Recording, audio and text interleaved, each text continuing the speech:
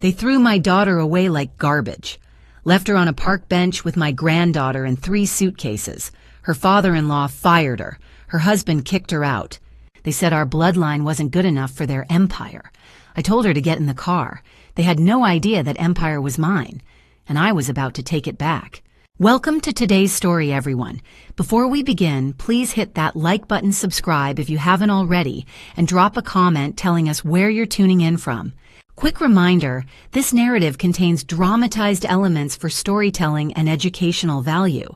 While names and specific details may be fictional, the core lessons about recognizing abuse are absolutely real. The late afternoon sun bled gold across Biscayne Bay when I saw them. My daughter, my granddaughter, 3 suitcases, a park bench.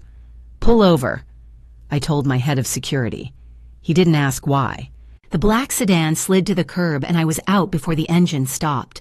My daughter sat with her shoulders curved inward like she was trying to disappear. My granddaughter, 4 years old, in a pink sundress, pressed against her mother's side, one small hand clutching a stuffed rabbit. The kind of toy you grab when someone rushes you out the door, when there's no time to think. My heels clicked on the concrete path. My daughter looked up. Her eyes were swollen, red-rimmed. She'd been crying for hours. "Mom," she whispered. I didn't run. I didn't rush. I walked to that bench the way I've walked into every boardroom for the past 25 years, steady, deliberate, in control. But inside, something was cracking. "What happened?" My voice was calm, too calm. Her breath hitched. "My father-in-law fired me this morning. Said there were discrepancies in my reports, things I never wrote." Her hands shook. "My husband came home 2 hours ago. He said he wanted me gone. He said..." Her voice broke. "He said our bloodline wasn't worthy of his family name." The words landed like a slap. My granddaughter looked up at me with those wide brown eyes. "Grandma, when are we going home?" My daughter couldn't answer. She just pulled the little girl closer and stared at the ground. I crouched down, smoothed a curl behind my granddaughter's ear. "Soon, sweetheart, real soon." Then I stood, looked at my daughter. "Get in the car." "Mom, I don't..." "Get in the car."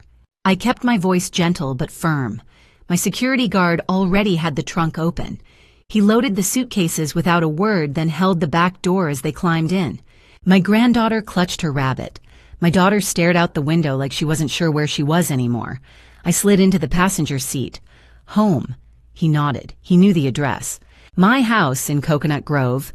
The place I'd built from nothing after my daughter's father walked out on us 28 years ago. The place no one could take from me. The drive took 17 minutes. My daughter didn't speak. My granddaughter fell asleep against her mother's shoulder, exhausted from crying. When we pulled up to the gate, I turned back. "You're safe now." My daughter nodded, but her eyes said she didn't believe me. Inside, I showed them to the guest suite on the 2nd floor. My daughter ran a bath. My granddaughter was already asleep before her head hit the pillow, still holding that rabbit. I waited until the bathroom door closed, until I heard the water running. Then I walked downstairs to my office and made a call. He answered on the first ring. "I need a full audit of that cargo company," I said. "Every contract, every transaction. Every piece of paper my son-in-law's father has touched in the past 4 years." "Understood. When do you need it?" 48 hours. There was a pause. Then, "Consider it done."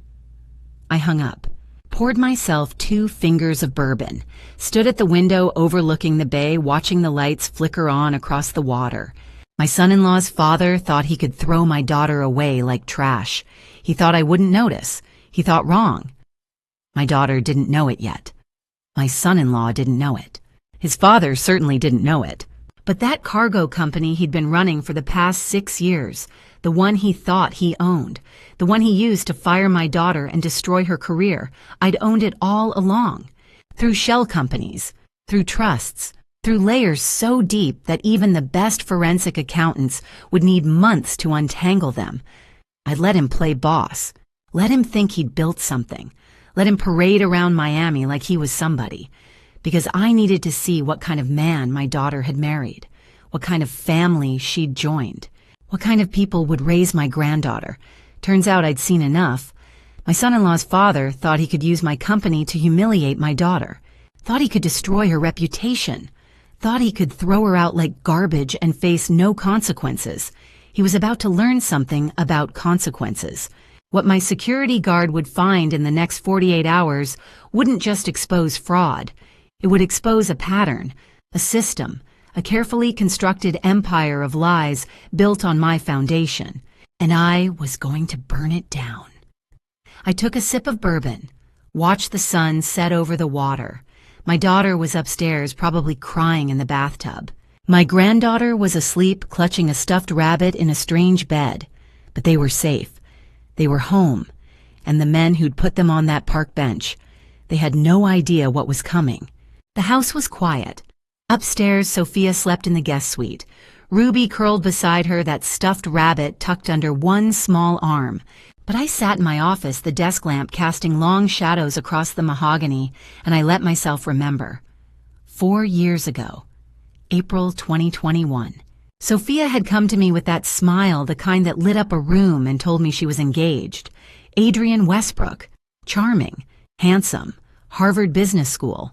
His father ran a logistics company in partnership with mine, or so he thought.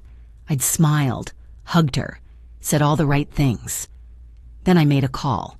It took Marcus 3 days to build the file on Harrison Westbrook, 3 days to confirm what my instincts already knew. The man was a predator. He'd married into money twice before. Both wives ended up broke. Both families ended up silent. Old money built on stolen foundations. That's when I made my move. I'd owned Coastal Cargo Solutions since 2019, buried under 3 shell companies and a trust held by Apex Logistics International. Harrison thought he ran the company, thought he'd built something with his own 2 hands. He had no idea I held every card.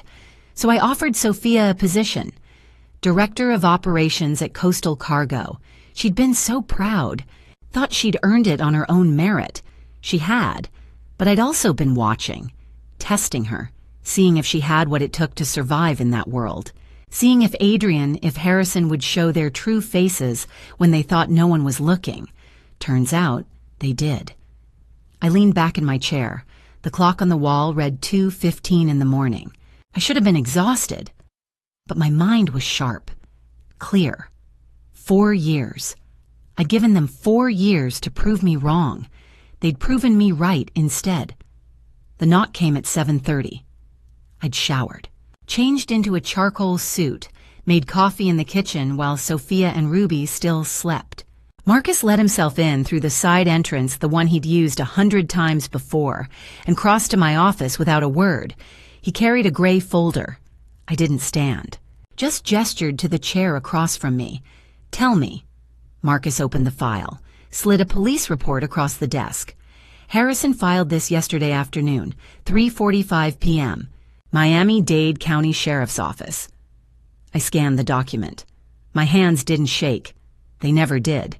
Complainant Harrison Westbrook. Accused Sophia Blackwell. Allegation grand theft. Estimated value $320,000. The list went on. Antique coins, sterling silver, jewelry. Items Harrison claimed belonged to the Westbrook family estate. Items Sophia had allegedly stolen over the course of her marriage. Lies. Every single word. This is a felony charge, Marcus said quietly. If it sticks, she's looking at 5 years minimum. I set the report down, looked at him. It won't stick. Vivian, it won't. My voice was steel, because Harrison doesn't know who he's dealing with. Marcus studied me for a long moment, then nodded. What do you need? I stood, walked to the window. The sun was rising over the bay, painting the water in shades of orange and gold. Sophia was upstairs, still believing the world was something it wasn't. Ruby was 4 years old and homeless, and Harrison Westbrook thought he could destroy my family with a piece of paper. I turned back to Marcus. Pull every overdraft line Coastal Cargo has, every credit facility, every loan. When today, his eyebrows rose slightly. That'll freeze their operations within 48 hours. Good, I picked up my phone. Harrison wants to play games with the law. Let's see how he plays when he can't make payroll. I dialed the number for my lead counsel, Christine Barrett. She answered on the second ring. "Christine, it's Vivian. I need you at my house in an hour. We have work to do." What Harrison didn't understand, what he'd never understood, was that I didn't just own Coastal Cargo. I owned his entire world, and I was about to take it apart piece by piece. The morning light over Biscayne Bay was sharp and gold when I made the call from my office on the 42nd floor of Four Seasons Tower. I didn't sit behind my desk. I stood at the window watching the city wake and dialed Harold Bridges. Harold had been managing commercial accounts at Coastal Trust for 15 years. We'd done business since back when I was running routes myself, when one late payment could have buried me. He owed me nothing, but he remembered. And that kind of loyalty is priceless in this city. "Harold," I said when he picked up, "I need you to freeze the Coastal Cargo Solutions overdraft facility, effective immediately." There was a pause. Then, "Mrs. Blackwell, that's $1.5 million in active credit." "I'm aware. The payroll's due Friday. Vendor payments are scheduled. If I pull that line, then it gets pulled," I said. "Internal security review. No timeline for resolution." Another pause. Harold wasn't stupid. He knew exactly what I was doing. "Understood," he said quietly. "I'll have it done within the hour." I hung up and pulled up the live feed on my tablet. Marcus had installed cameras in the Coastal Cargo offices 6 months ago, hidden in the smoke detectors, the exit signs, the framed motivational posters my son-in-law's father loved so much. The man thought he was running an empire. He had no idea he was living in a glass house. At 9:45, the first payment rejection hit. I watched him through the camera. He was at his desk phone pressed to his ear face, going red. The vendor on the other end was probably yelling. 3 more calls came in within 10 minutes. Payroll, lease, insurance. At 10:15, he called Harold. I couldn't hear the conversation, but I didn't need to. I saw his face go pale, saw him stand up, pace, slam his hand on the desk. Harold was delivering the script I'd given him. "System error. No estimated resolution time. We'll keep you updated." By 11, the man was sweating through his shirt. I poured myself a cup of coffee and waited. At 3:27 that afternoon, my daughter's phone rang. We were in the guest suite at my house in Coconut Grove. My granddaughter was napping upstairs. Christine Barrett sat beside me, legal pad open pen ready. My daughter stared at the screen. "It's him," she whispered. "Answer it," I said. "Put it on speaker." She did. "Sophia." His voice was tight, controlled, the kind of control that comes right before someone snaps. "What do you want?" My daughter's voice was steadier than I expected. "I want to talk about Ruby." Christine's pen moved across the page. I stayed silent. "My father's willing to drop the charges," he continued. "All of them. The theft, the embezzlement, everything. I didn't steal anything. I know that." His voice softened. The shift was so smooth it made my skin crawl. "But you know how he is. He's angry. He feels betrayed. If you just sign a statement, say you made a mistake, acknowledge you took the money." I didn't. "Sophia." The softness was gone now. "Sign the paper and this goes away. You get your life back. Ruby gets her mother back. If you don't—" He paused. "Let the silence hang. Ruby's going to need stability, a real home, not a guest room at your mother's place. Not with people like your mother." My daughter's hand went to her mouth. Christine's pen stopped. I didn't move. "Are you threatening me?" my daughter whispered. "I'm offering you a way out," he said. "Sign the paper, or Ruby calls someone else Mom." The line went dead. For a moment, no one spoke. Then Christine looked up from her legal pad and her eyes were bright. "Extortion," she said. "Custodial coercion, racial harassment. And we have it on tape." I looked at my daughter. She was shaking. "This is the 3rd time he's threatened you," Christine continued. "3rd documented instance. The court will see a pattern, a predator. And Mrs. Blackwell—" She turned to me. "With this recording, with the timeline, with the financial evidence Marcus is gathering, we don't just win custody, we destroy him." I stood and walked to the window. The bay was calm. The sun was setting. Somewhere across the city, my son-in-law thought he'd won. He had no idea I owned the cage he was standing in. And I was about to lock the door.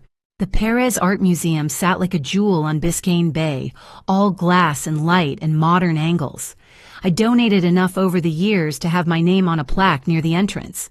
Tonight I wore a simple beige dress and stood in the shadows near the sculpture garden entrance. Invisible. That was the trick. People expected power to announce itself. Designer gowns, diamond necklaces, a commanding presence in the center of the room. I'd learned long ago that real power moved quietly. The pre-auction cocktail reception buzzed with Miami's elite, collectors, philanthropists, business owners who thought they ran this city. Harrison Westbrook stood near the bar, sweat beading at his temples despite the air conditioning. He was smiling too wide, shaking hands, laughing too loud. I watched him work the room, overheard fragments of conversation. Expansion plans, new routes to the Gulf, investing heavily, all lies. The man's credit was frozen. His payroll was bouncing. But here he was performing for an audience that had no idea his empire was crumbling. At 8:45, he checked his watch, glanced toward the back hallway, then excused himself and headed for the service exit. I waited 30 seconds, then followed. The service corridor was dimly lit staff only, leading to the loading docks where trucks delivered artwork for exhibitions. Harrison pushed through the metal door and stepped into the alley behind the museum. I stayed in the doorway, pulled out my phone, started recording. A man emerged from the shadows, tall, thin, wearing a leather jacket despite the Miami heat. Arnold Fletcher. I'd seen his file. Marcus had flagged him 3 months ago. Money laundering. Ties to organized crime networks moving cash through South Florida. Harrison's business partner in the shadows. They stood under a flickering streetlight. I couldn't hear the words, but I could see their lips. Years of reading contracts across boardroom tables had taught me to catch what people thought they were hiding. Fletcher spoke first. I focused on his mouth. 12 trucks. Harrison nodded. 6 a.m. tomorrow. Another nod. Cash only, no paper trail. Harrison wiped his forehead, said something I couldn't catch. Fletcher clapped him on the shoulder, then walked away into the darkness. I took 17 photos, clear shots of both faces, the handshake, the exchange. Harrison stood alone for a moment, staring at his phone. Then he turned back toward the building. I was already gone, out through the loading dock, into my car 3 blocks away. By 11 p.m., I was in my office at home. I dialed a number I hadn't used in 2 years. Chief Daniel Hawkins, Miami-Dade Police Department. We'd served together on a community safety task force after the last hurricane. He was honest, rare in this city. Chief Hawkins. Daniel, it's Vivian Blackwell. Mrs. Blackwell, it's late. Everything all right? I have information about a transaction happening tomorrow morning. 6 a.m., Miami Port, Warehouse 7, 12 trucks. Suspected money laundering operation tied to cargo theft. There was a pause. How reliable is this intelligence? Extremely. I have photographic evidence and a recording. I'll send it to your secure line tonight. What's your involvement in this? I looked out at the dark water beyond my window. Personal interest. The man coordinating the sale has harmed my family. Another pause. Daniel was careful, but he was also a good cop. I'll need 24 hours to coordinate task force units. Federal involvement, if this is what you say it is. You have 12 hours. It happens at dawn. Vivian. 12 hours, Daniel. Unless you want Fletcher and Westbrook gone by sunrise. Silence. Then I'll make it happen. Thank you. I hung up, sent the photos and audio file. Then I poured myself a glass of water and stood at the window. Harrison thought he could steal from me, frame my daughter, threaten my granddaughter. He thought he was untouchable because he wore expensive suits and smiled at charity galas. He was wrong. At dawn on Saturday, Harrison Westbrook would learn that no one could outrun consequences, not even him.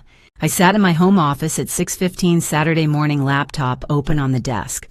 My head of security had left an hour earlier, body camera clipped to his vest. The police chief had granted him observer status professional courtesy. The live feed came through encrypted, grainy, but clear enough.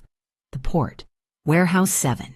8 patrol units positioned in a perimeter, 2 unmarked vans, a SWAT team in tactical gear near the entrance. The camera showed the view from behind the command vehicle, waiting. At 6:23, headlights appeared. A black luxury sedan, my son-in-law's father's car. He parked near the warehouse entrance, got out, straightened his jacket, walked inside like he owned the world. 3 minutes later, another vehicle, a gray pickup truck. The money launderer climbed out carrying a briefcase. I leaned forward. The camera shifted as my security guard moved closer. Through the partially open bay door, I could see them shaking hands. The money launderer set the briefcase on a wooden crate, opened it. Cash. Stacks of $100 bills. My son-in-law's father nodded, gestured toward the back of the warehouse where 12 trucks sat in neat rows. The police chief's voice crackled through the feed. "All units, move in!" Everything happened fast. Officers poured through every entrance. Flashlights, weapons drawn, voices shouting commands. "Police, hands up! Get on the ground!" My son-in-law's father froze. His face went white. The money launderer dropped the briefcase and ran straight into 2 officers who tackled him to the concrete. My son-in-law's father raised his hands slowly, already talking, demanding, threatening, shouting about lawyers and important people he knew. An officer spun him around, cuffed his wrists behind his back. "Read him his rights. You have the right to remain silent." But he kept talking, kept demanding. The officer didn't respond, just walked him toward a patrol car. The camera caught it all. The briefcase full of cash, the trucks with fake registration plates, the money launderer with blood on his face. My son-in-law's father in handcuffs still shouting about lawsuits. By 7 a.m., the press cameras had arrived. I watched him get photographed for his booking. Watched them load him into the back of a cruiser. Watched the warehouse fill with federal agents in windbreakers marked DEA and FBI. Then I closed the laptop, poured myself coffee, stood at the window watching the sun rise over the bay. My son-in-law's father had spent 4 years building his house of cards. It took one morning to burn it down. My security guard arrived at my house just before noon. I was reviewing legal documents my attorney had sent over restraining order granted custody hearing scheduled for Monday morning. My daughter and granddaughter were upstairs finally sleeping peacefully. He knocked once and entered my office. He carried a manila folder marked urgent in red ink. "Ma'am, I found something about your son-in-law. He's done this before." I set down my coffee. "Explain." He opened the folder, slid a photograph across the desk. A woman, pretty, dark hair, warm smile. 34 years old, graphic designer, lives in the Arts District downtown. She dated your son-in-law from late 2021 through spring 2022. The same time my son-in-law had been pursuing my daughter. What happened? Same pattern. Your son-in-law promised marriage, moved her into his place. Then the psychological game started, isolating her from friends, controlling her finances, verbal abuse. His jaw tightened. She finally left, filed a police report, but your son-in-law disappeared before it went anywhere. I studied the photograph. This woman looked like my daughter. Same age, same complexion, same hopeful expression in her eyes. My son-in-law had a type. "There's more," my security guard said quietly. "I found a video, spring 2023. She recorded it on her phone. You need to see this." He didn't describe what was on the video. Didn't need to. I could see it in his face. My son-in-law wasn't just a con artist manipulating one woman. He was a predator with a pattern, a system, a script he'd used before, and he'd use it again if we didn't stop him. I closed the folder, looked at my security guard. "I need to see that video, and I need to find this woman." "Already done. She still lives in the same neighborhood. I have her address." I stood. "Set up a meeting. Today, if possible." He nodded. "I'll make the call." He turned to leave. I stopped him. "Thank you. For everything." He met my eyes. We're going to destroy him, aren't we? I picked up the folder, looked at the photograph of another woman my son-in-law had destroyed. Yes, we are. But this time, it wouldn't just be justice for my daughter. It would be justice for every woman he'd ever hurt, and every woman he'd planned to hurt in the future. Sophia sat across from my desk, hands folded in her lap. She looked smaller than she had 2 days ago, quieter. Marcus stood beside me holding a tablet. He'd already shown me the video an hour earlier. Now it was Sophia's turn. I nodded to him. He tapped the screen and set the tablet on the desk between us. "This is from Michelle Carter's doorbell camera," Marcus said gently. "Spring of 2023, 2 months after she left Adrian." Sophia leaned forward. The video started. A front porch. Wynwood neighborhood. Colorful street art visible in the background. The timestamp read April 7th, 2023, 7:18 p.m. Adrian Westbrook appeared on screen. He wore a gray sweater, khaki pants. His hair was perfectly styled. He looked vulnerable, hesitant. He rang the doorbell. Michelle answered. She stood in the doorway, arms crossed. Her face was guarded. Adrian took a breath. Then he dropped to one knee. "Michelle, I'm so sorry." His voice cracked perfectly. "I know I hurt you. I know I said terrible things. But I've been in therapy, real therapy, and I've changed. I see what I did wrong." He looked up at her with wide eyes. "I love you. I never stopped loving you. Please, please forgive me." The silence stretched for 10 seconds. Michelle's expression didn't change. "I forgive you, Adrian." His face lit up. He started to stand. "But you will never be in my life again," she continued. "What you did to me, the manipulation, the control, the way you made me doubt my own mind, I forgive you because I need to move on, not because you deserve it." She stepped back. "Goodbye, Adrian." She closed the door. Adrian stood on the porch for a moment, staring at the closed door. His shoulders slumped. He turned and walked down the steps toward the street. Then he reached the corner of the house, out of view of the main camera. But Michelle had a second camera, mounted on the side gate. It caught him perfectly. Adrian Westbrook looked back at the closed door and smiled. Not a sad smile, not a disappointed smile. A smirk. Cold. Satisfied. Calculating. Then he walked away, whistling. The video ended. Sophia sat frozen. Her hand had moved to her mouth halfway through. Now she was shaking. Her voice broke. "That's exactly what he said to me. Last November.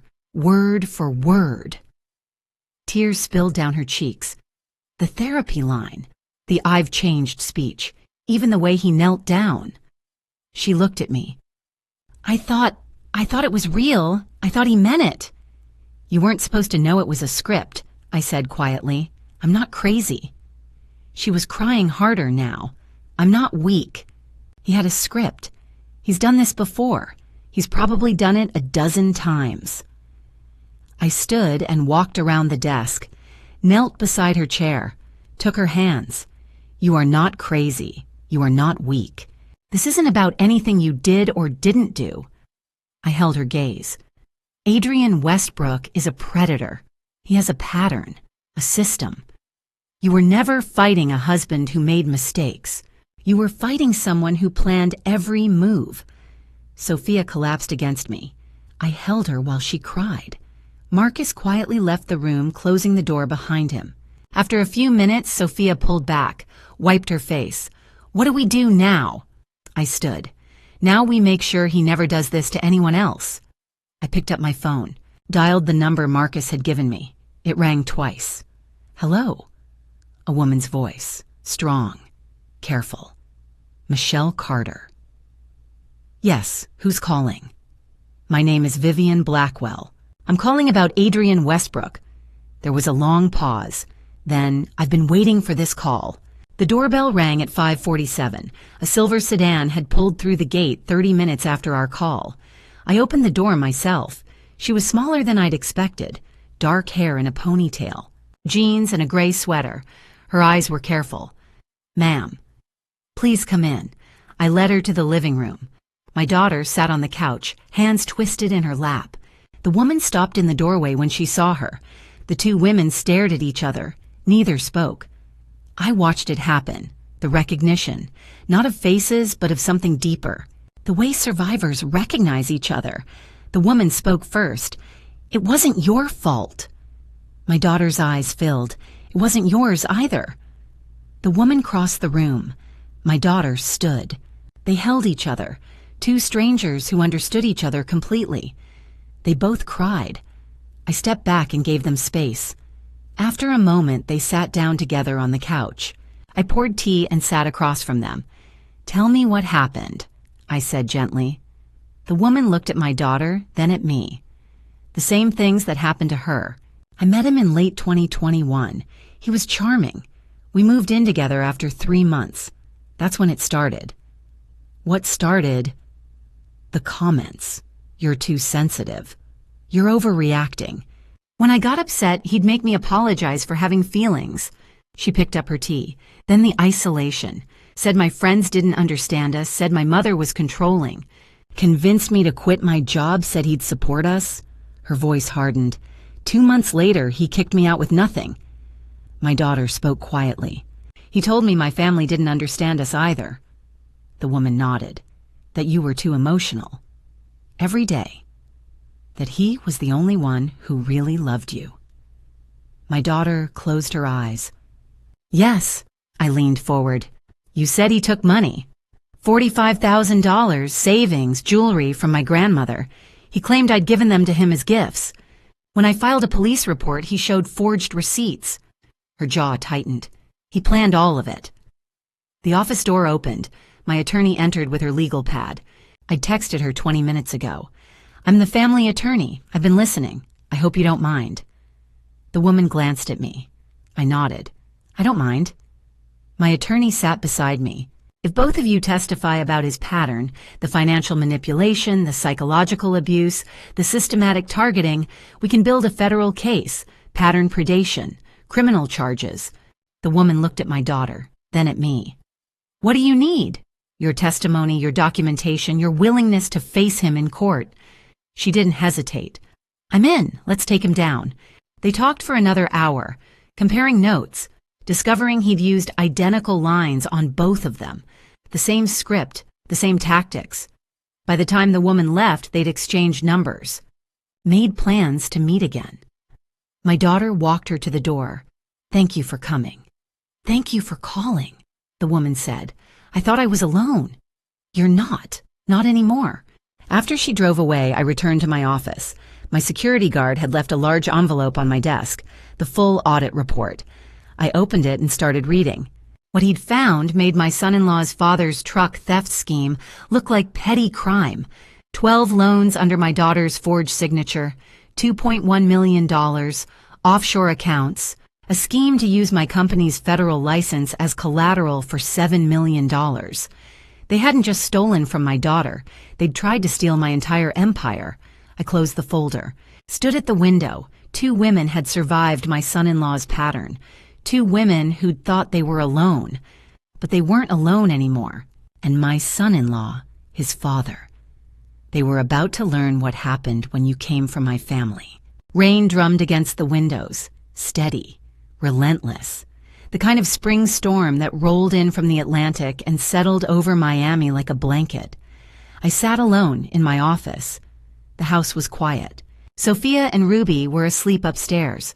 Marcus had gone home hours ago. The audit report sat on my desk. 300 pages, single-spaced. I'd been reading for 2 hours. I poured myself another bourbon. Turned the page. The first section detailed the loans, 12 of them, all taken out under Sophia's name over the past 18 months. Personal loans, business lines of credit, a mortgage on a property in Coral Gables she'd never seen. Total $2.1 million. Every signature was Sophia's, except they weren't. Marcus had hired a forensic document examiner. The analysis was clear, forged, every single one. Someone had practiced her signature dozens of times, perfected it. then used it to build a financial empire in her name. Harrison. It had to be Harrison. But the next section made me pause. Bank statements from Adrian's personal accounts. Deposits matching the loan amounts. Within 48 hours of each loan approval, Adrian hadn't just helped his father. He'd been the architect. I turned another page. Security footage. Recovered from Sophia's laptop. Files Adrian thought he'd deleted. I clicked play on the video file Marcus had transferred to my computer. The image was shaky, handheld. Adrian's voice came through clearly. The camera showed Sophia sitting on their bed. She was crying, not sobbing. Just tears running down her face while she stared at nothing. Adrian's voice whispered. He wasn't talking to her. He was talking to the camera. Day 89. She apologized for breathing too loud during dinner.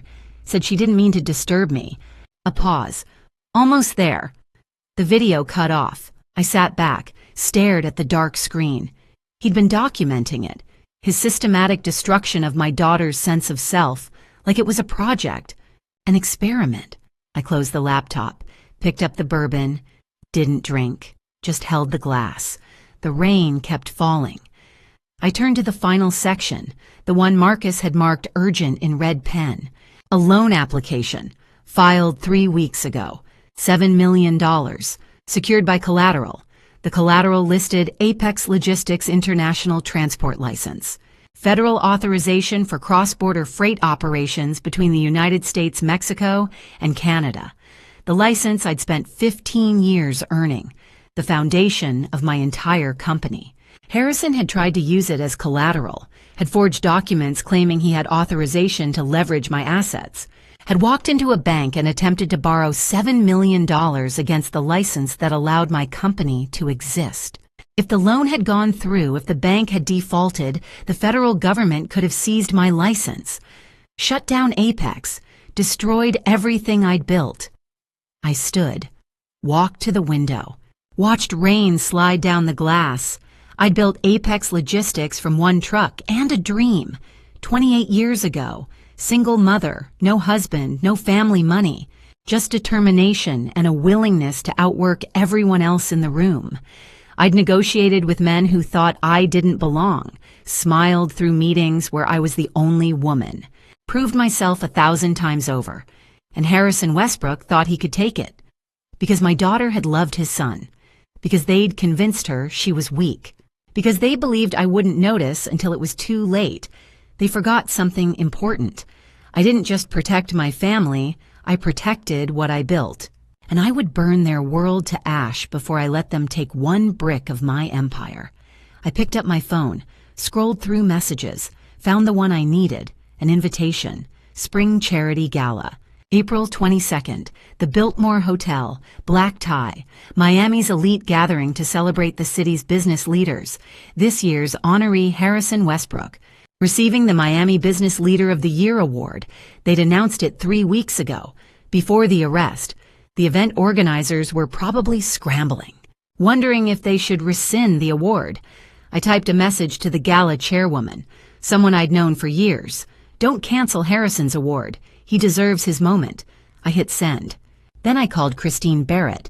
She answered immediately. Vivian, it's late. The gala, Tuesday night. I want Harrison there. I want Adrian there. I want every camera in Miami pointed at that stage. What are you planning? I watched the rain. Harrison will receive his award. Then the truth will come out. The executive floor of Northern Capital Bank smelled like leather and old money. Floor-to-ceiling windows overlooked Brickell Avenue. I'd been in this office a dozen times over the years. Charles Whitman sat across from me. We'd done business together for 15 years. He was smart enough not to ask unnecessary questions. Charles, I want to buy all of Harrison Westbrook's debt.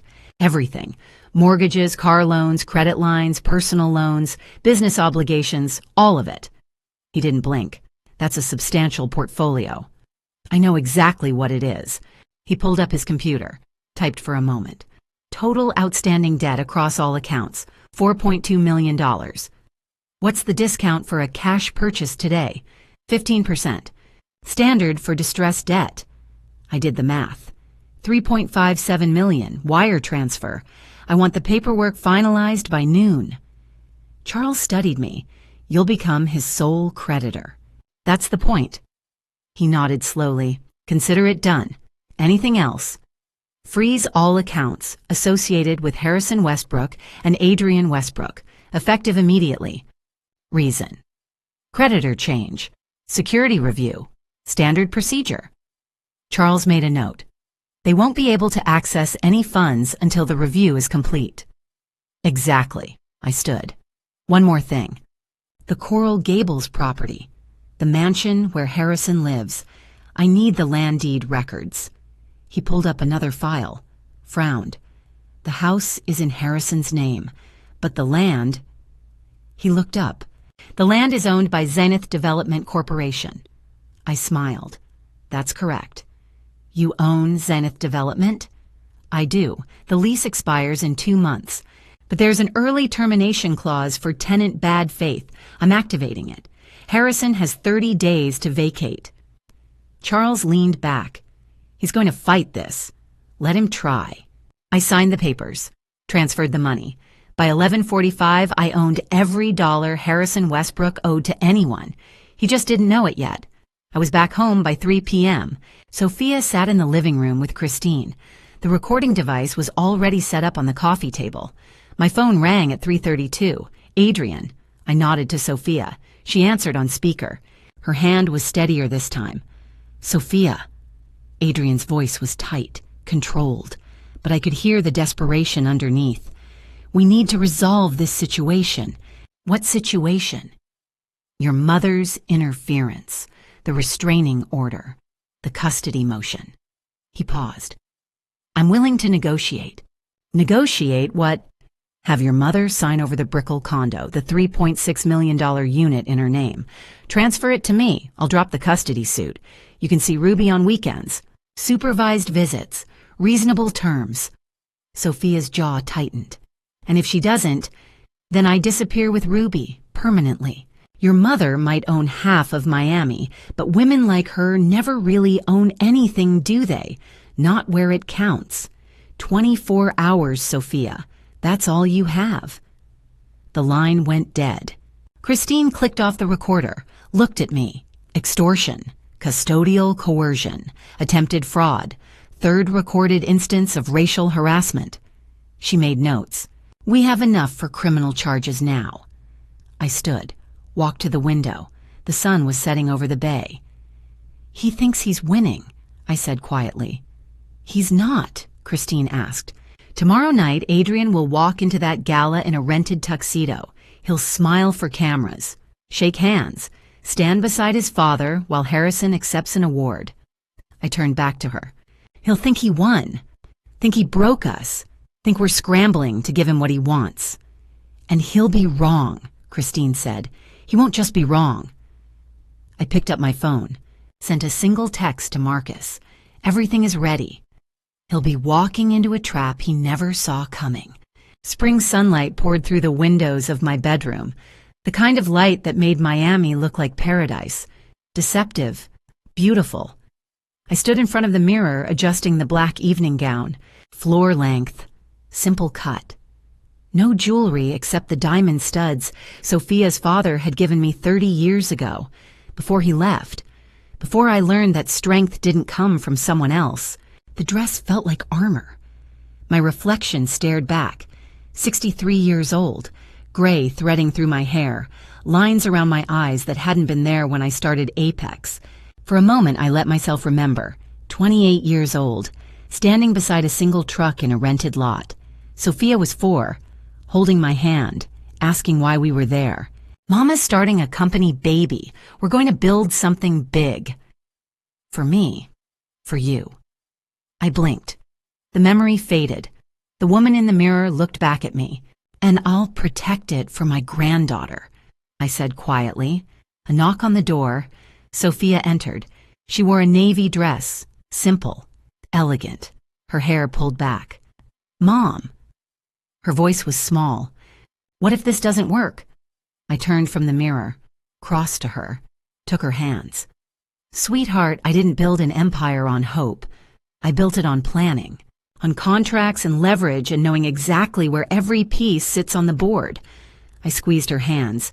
Tonight isn't a gamble, it's checkmate. She nodded, but her eyes were still uncertain.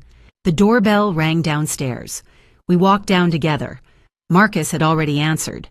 Michelle Carter stood in the foyer wearing a silver dress that caught the light. She looked different, stronger, like she'd decided something. Sophia crossed to her. They hugged without speaking. "You came," Sophia whispered. "Survivors don't run," Michelle said. "We fight." Marcus cleared his throat. He held a small USB drive. Black. Ordinary. "Everything's on here. Video files, audio recordings, forensic reports, bank statements, the deleted footage from Adrian's laptop, Michelle's police report, Sophia's medical records showing the pattern of psychological stress." He handed it to me. "Copies are already with Christine and Chief Hawkins, but you'll need this for the presentation." I held the drive. So small. So light. "This holds their entire collapse," I said. "Ironic, isn't it, 28 years to build an empire? 4 years for them to steal from it, and 1 USB drive to end them." The 3 of us stood in the foyer. Vivian, Sophia, Michelle, 3 women in evening gowns, warriors dressed for battle. From upstairs, I heard Ruby's voice, singing to herself. The nanny had arrived an hour ago. Ruby was safe, protected, drawing pictures at the kitchen table. She'd shown me before I dressed. A crayon drawing of 3 women in fancy dresses. "That's you and Mama and Miss Michelle. You're going to Grandma's party." I'd kissed her forehead, promised to bring her back a piece of cake. She didn't need to know what was really happening tonight. She just needed to stay innocent a little longer. I checked my watch. 6:30. "It's time," I said. Marcus drove. The 4 of us in his black SUV. The sun was setting as we pulled onto the Biltmore Hotel's circular drive. Valets in white jackets, photographers, Miami's elite arriving in luxury cars. We stepped out. Marcus handed the valet his keys. The Granada ballroom glowed with golden light. Cocktail hour. People were already inside. Champagne, laughter, small talk about business and charity and who was wearing what designer. Harrison would be there, playing the role, accepting congratulations before the award ceremony. Adrian would be beside him, smiling, confident, thinking he'd won. I adjusted my dress, looked at Sophia and Michelle. "Ready?" They both nodded. We walked through the entrance together. 7 p.m. cocktail hour. By 8, when Harrison Westbrook took that stage, nothing would ever be the same. The Granada ballroom glittered like a jewel box. Crystal chandeliers hung from vaulted ceilings painted with gold leaf. 300 guests in evening wear filled round tables draped in white linen. Champagne flutes caught the light. A 12-piece orchestra played Vivaldi softly in the corner. The city's elite, business owners, politicians, philanthropists, everyone who mattered. And my son-in-law's father stood center stage. He wore a perfectly tailored black tuxedo, not a thread out of place, silver cufflinks catching the spotlight. The award, a crystal obelisk engraved with his name, sat on the mahogany podium beside him. He was smiling. That confident smile of a man who believed he'd already won. "I'm deeply honored to receive this recognition," he said into the microphone. His voice carried across the silent room with practiced ease. "I've built my career on 3 principles that have guided me for 40 years: integrity, legacy, and family values." He paused. Let the words sink in. Scattered applause rippled through the crowd. "In this age of shortcuts and quick profits, when so many chase the easy dollar, I've always believed in doing things the right way." Another pause, another smile. "The American way. Building something that lasts, something you can pass to your children with pride." I sat in the back of the ballroom, far from the stage. My daughter on my left, the other woman on my right. The 3 of us in a row. We didn't applaud. He continued warming to his theme. "This award isn't just mine. It belongs to everyone who believes that honest work and strong character still matter in business. I pulled out my phone, typed 3 words to my security guard. Begin. In the control booth at the back of the ballroom my tech specialist hired 3 days ago as an audio-visual consultant had already replaced the venue's regular operator. The hotel staff thought he was part of their team. He wasn't. The overhead lights dimmed. Not completely, just enough that people noticed. Conversations stopped mid-sentence. Heads turned. Murmurs rippled through the crowd. The large projection screen behind my son-in-law's father, installed specifically for tonight's award presentation, flickered once, twice. He turned, looked at the screen over his shoulder. Confusion crossed his face. He glanced toward the control booth, raised a hand as if to say, "Wait, technical problem." White text appeared against a black background. Bold. Impossible to miss. The truth about this man, the ballroom went completely silent. Video footage began playing. Security camera angle. Grainy but clear. The port. Warehouse 7. Dawn light bleeding through industrial windows. My son-in-law's father shaking hands with the money launderer. A briefcase changing hands. Both men smiling. Audio played through the ballroom speakers. Crystal clear. The money launderer's voice. 12 trucks. Nod on screen. 6 a.m. tomorrow. Another nod. Cash only. No paper trail.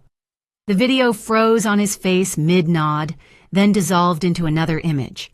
Bank statements. Offshore accounts. Deposits highlighted in red. $3.8 million. Dates and amounts matching perfectly with the truck sales. Someone in the front row gasped audibly. "What the hell?" a man whispered. The screen changed again. Loan documents. My daughter's name. My daughter's signature. 12 different applications from 12 different banks. Total amount $2,100,000. Forensic analysis text overlaid the signatures in bold red letters. All signatures confirmed. Fraudulent. More gasps. Chairs scraping. People leaning forward. My son-in-law's father grabbed the microphone with both hands. "Ladies and gentlemen, there's clearly been some kind of technical error. If we could just..." In the control booth, my tech specialist pressed a single button. His audio cut out, mid-sentence. The microphone went dead in his hands. He tapped it, shook it. Nothing. But the ballroom speakers worked perfectly. The screen kept playing. The evidence kept scrolling. More documents. The attempted $7 million loan. My company's federal transport license listed as collateral. His forged authorization documents. Federal fraud. Identity theft. Embezzlement. The words appeared in stark white letters. Then police footage. Warehouse raid from body camera perspective. Officers swarming. Him in handcuffs being read his rights. His mugshot. Pale. Sweating. Booking number beneath his face. Arrested. Charges: money laundering, cargo theft. Federal fraud, identity theft. The ballroom erupted. Voices rising. Chairs pushing back, cameras flashing from every direction, guests pulling out phones, reporters rushing toward the stage. "Is this real? Oh my God." He stood frozen, the microphone dangling useless in his hand. His face had drained of every drop of color. Sweat beaded at his temples. His eyes darted toward the control booth, looking for help, looking for someone to stop this. Through the tinted glass, he couldn't see who was inside, but I could. My tech specialist sat calmly at the console, headphones on, running the presentation I'd given him 48 hours ago. Every slide, every video, every piece of evidence, timed to the second. I stood slowly, deliberately. My daughter and the other woman stood with me. 300 people turned to look. I held his gaze across that glittering ballroom, cold, unwavering, lethal. The screen behind him changed one final time. This is only the beginning. The crowd was shouting now, security moving. He stood trapped in the spotlight, the Crystal Award mocking him, the evidence scrolling endlessly behind him, his world collapsing in real time. And that was only the first video.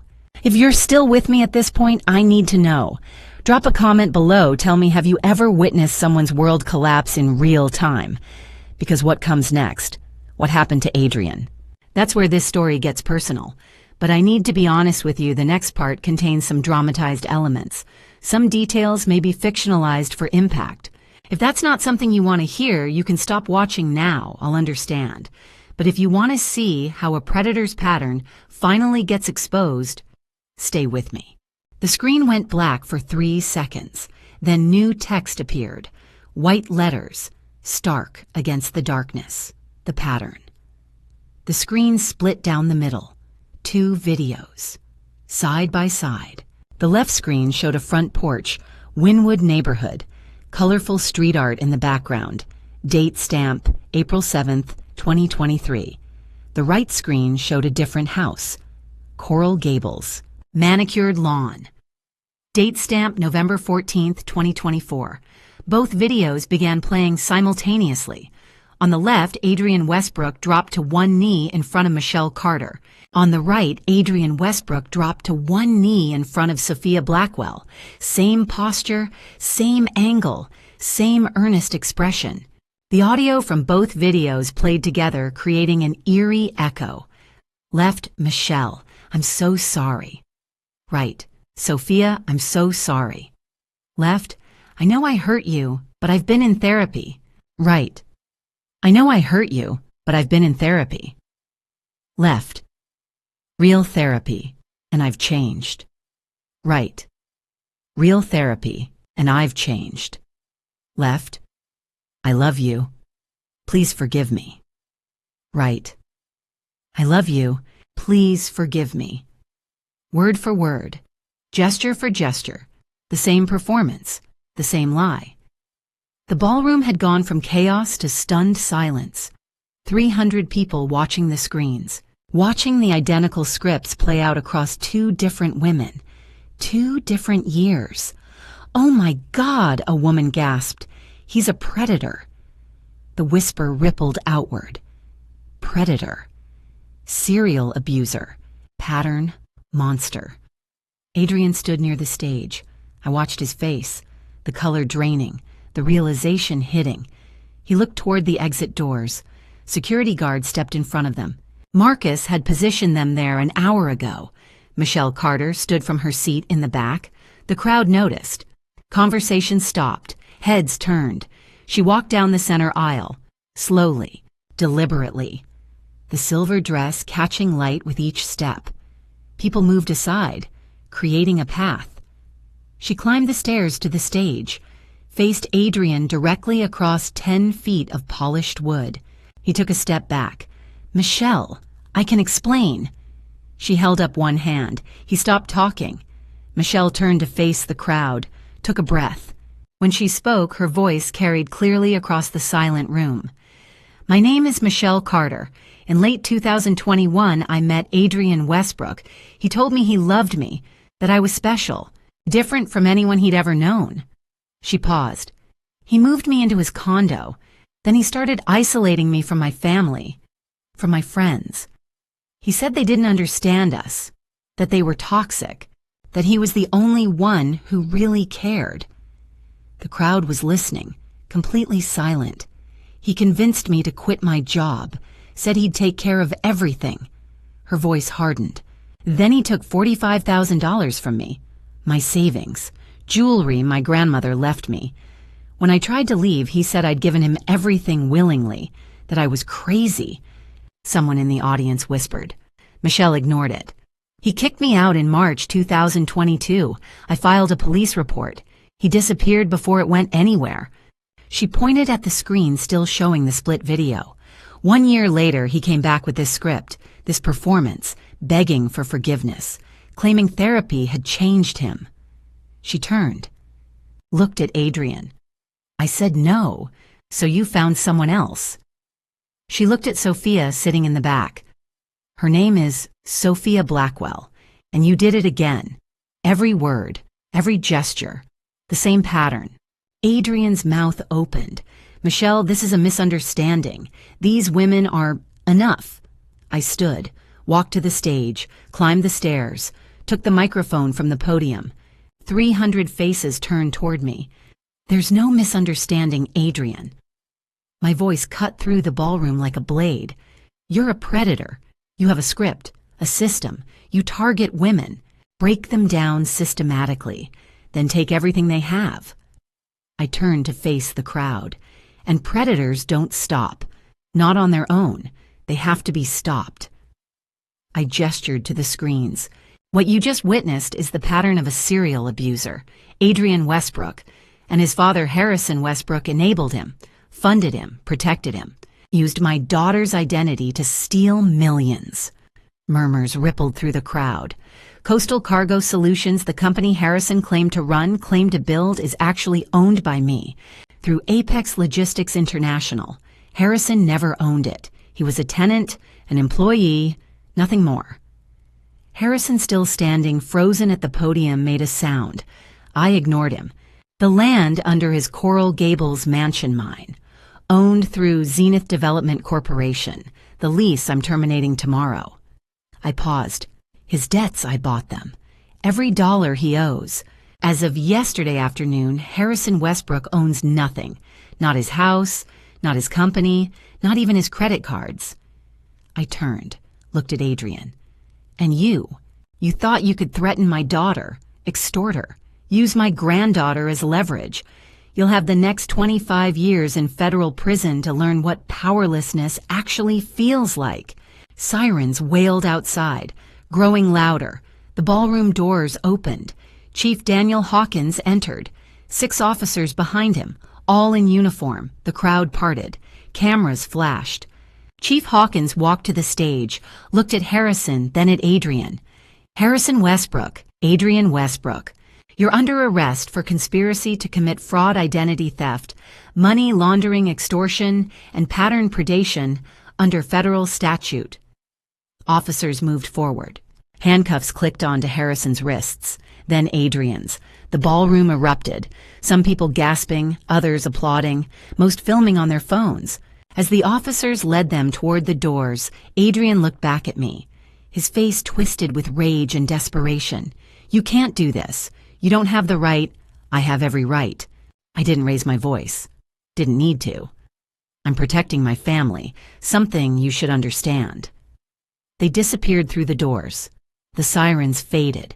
The ballroom was chaos. Guests talking. Reporters shouting questions. Security trying to manage the crowd. I turned. Sophia and Michelle stood together at the base of the stage. I walked down the stairs, crossed to them. We didn't speak, didn't need to. The 3 of us held each other. Survivors, victors. It was over. The courtroom was packed. Press in the gallery, survivors in the front rows, federal courthouse, downtown Miami, 2 weeks after the gala that broke across every news channel in the country. I sat between Christine Barrett and Sophia. Michelle sat on Sophia's other side. The 3 of us in a row, just like at the Biltmore. Judge Patricia Morrison entered. We all stood. She sat. We sat. She opened the file in front of her. The United States of America versus Harrison Westbrook and Adrian Westbrook. Her voice was measured, clear. I've reviewed the evidence presented by the prosecution, the testimony from victims, the forensic analysis, the financial records. She looked at Harrison and Adrian, both men in orange jumpsuits, both in handcuffs, both staring at the table. Harrison Westbrook, on charges of money laundering, federal fraud, identity theft, and conspiracy. I sentence you to 25 years in federal prison without possibility of parole. Additionally, you are ordered to pay $8.5 million in restitution to your victims. Harrison didn't move, didn't react. Adrian Westbrook. On charges of pattern predation under federal statute extortion, fraud, and identity theft, I sentence you to 25 years in federal prison without possibility of parole. You are ordered to pay $2.8 million in restitution divided equally between Michelle Carter and Sophia Blackwell. Adrian's shoulders slumped. For the first time since his arrest, he looked small. Bailiff removed the defendants. Officers led them away. Neither looked back. The courtroom erupted in whispers. Christine squeezed my hand. We won, she whispered. I squeezed back. They lost. We survived. By noon, I was standing in the lobby of Coastal Cargo Solutions. The company I'd owned in secret for 6 years. The company Harrison had thought was his empire. The receptionist smiled when she saw me. "Mrs. Blackwell, Miss Blackwell is expecting you in the executive office." I took the elevator to the 25th floor. The doors opened to the executive suite. Sophia stood in the center of the office. Her office now. She wore a charcoal suit, hair pulled back. Confident, strong. Employees lined the hallway. When they saw her, they began to applaud. They knew the truth now, knew what Harrison had done, what Adrian had done, knew that Sophia had survived something most people couldn't imagine. She walked through the applause with her head high, into the corner office that had been Harrison's. Betty Simmons, the senior accountant who'd helped Marcus build the evidence, waited inside with a stack of reports. "Everything's on track, Ms. Blackwell," Betty said, handing Sophia the files. "Clean books, legitimate contracts. The federal auditors finished yesterday. We're cleared." Sophia took the reports, sat behind the desk, looked around the office. Then she smiled. Not a big smile, just a quiet one. The smile of someone who'd fought for something and won. "Let's start rebuilding," she said. By mid-afternoon, I was in Wynwood, the arts district. Colorful murals on every building, creative energy in the air. Michelle's new nonprofit occupied a small storefront on Northwest 2nd Avenue. The sign above the door read, "Voice United," in bold letters. Underneath, support for survivors of domestic abuse. Inside the office was modest, donated furniture, volunteers setting up desks. But the walls were covered with resources, hotline numbers, legal aid contacts, shelter information, counseling services. A small crowd had gathered outside for the ribbon-cutting ceremony. Local press, community members, other survivors who'd heard about Michelle's work. Michelle stood at the door in a blue dress, holding oversized scissors. Sophia and I stood beside her. "Thank you all for coming," Michelle said. Her voice was steady.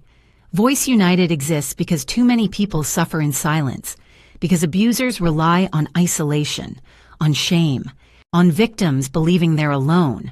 She looked at Sophia, then at me. "I'm standing here today because I wasn't alone, and no one else should be either." She cut the ribbon. The crowd applauded. Inside, Sophia approached Michelle, handed her an envelope. Michelle opened it. Her eyes widened. A check, $500,000, from the Blackwell Foundation. "Sophia." Michelle's voice broke. It's a start," Sophia said. "This will help hundreds of women." Michelle's eyes filled with tears. "It will change lives." I stepped forward. "That's the point, Michelle. We don't just survive, we break cycles. We build futures. We make sure the next generation doesn't have to fight the battles we fought." Michelle hugged us both. "Thank you for everything." "Thank you," I said quietly, "for being brave enough to stand up, for helping us stop them." We stayed for an hour, met the volunteers, talked to survivors. Watched Michelle begin the work she was meant to do. As the sun set, I drove back toward Coconut Grove, but I didn't go home. Not yet. I pulled into Bayfront Park, parked near the bench where I'd found Sophia and Ruby 2 weeks ago, a lifetime ago. That evening, I returned to where everything changed. We sat on the same stone bench, the one where I'd found Sophia and Ruby 6 weeks ago. 3 suitcases, tear-stained faces, the look of someone who believed the world had ended. But everything was different now. The late afternoon sun painted the bay in shades of gold and turquoise. Warm breeze carried the smell of salt water. Seagulls wheeled overhead. Ruby ran along the path ahead of us, arms spread wide, chasing the birds and laughing. Pure joy, the kind only children have. Sophia sat beside me. Her posture had changed, shoulders back, head high. She wore jeans and a simple white blouse. No designer labels, no performance, just herself. 6 weeks ago, she said quietly, I sat on this bench and thought my life was over. I took her hand. And now, she watched Ruby spin in circles. Now I know it was just the beginning, a real beginning.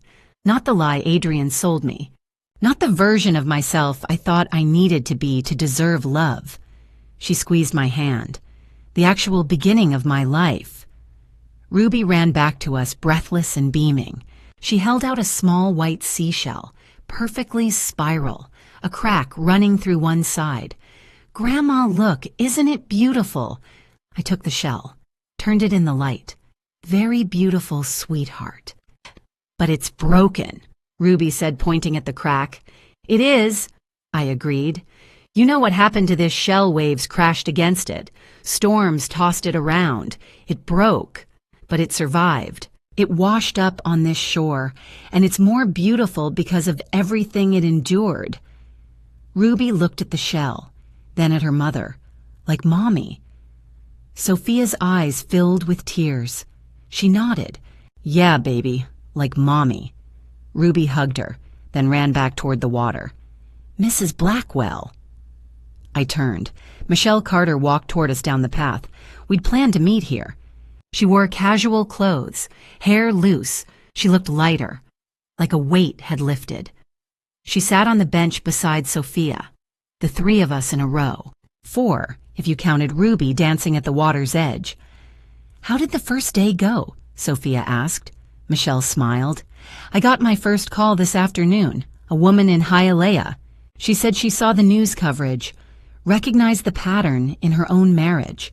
Her husband was doing exactly what Adrian did, isolating her, controlling money, making her doubt herself." "Yeah, what did you do?" I asked. Walked her through filing a restraining order, connected her with a shelter, got her in touch with legal aid. Michelle's voice was steady, strong. "She's safe tonight. That's what matters." "That's what we fought for," I said. "Not revenge. Protection, making sure it stops." Sophia looked at me. "Mom, do you think Adrian will change in prison, I mean? Do you think he'll realize what he did?" I watched the waves for a moment, considered the question. "Sophia, some people never change. They don't have moments of clarity where they suddenly understand the harm they caused. They just run out of people to hurt." I turned to her. "Our job was never to fix Adrian or Harrison.